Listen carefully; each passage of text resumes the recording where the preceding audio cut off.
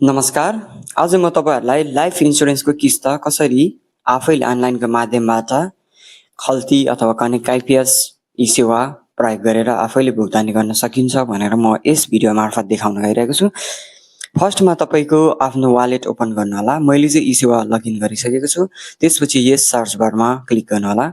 मेरो यहाँ अगाडि नै छ हिमालयन लाइफ इन्सुरेन्स हो। यो पहिला युनियन लाइफ इन्सुरेन्स थियो। अब अहिले चाहिँ हिमालयन लाइफ इन्सुरेन्स भएको छ। यसमा म क्लिक गर्छु अनि क्लिक गर्ने बित्तिकै तपाईँले यहाँ पोलिसी नम्बर देख्न सक्नुहुन्छ। आफ्नो पोलिसी नम्बर टाइप गर्न होला यसमा। हजुरलाई एसएमएसमा पनि आएको हुन्छ यसमा, अथवा तपाईँको बिमा पोलिसीमा पनि हेर्न सक्नुहुन्छ। अनि त्यसपछि तपाईँले डेट अफ बर्थ राख्नु होला। यहाँ आफ्नो डेट अफ बर्थ, मेरो डेट अफ बर्थ राखेँ अनि त्यसपछि प्रोसिड गरिदिनु होला।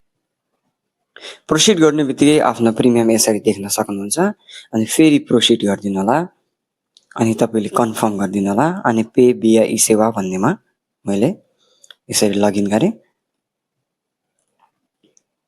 अब मेरो चाहिँ पेमेन्ट सक्सेस भयो। हजुरहरूले पनि यसरी नै गर्न सक्नुहुन्छ। यदि मेरो भिडियोलाई उपयोगी लाग्छ भने हजुरहरूले लाइक, शेयर, कमेन्ट र फलो गर्न चाहिँ नबिर्सिनु होला। धन्यवाद।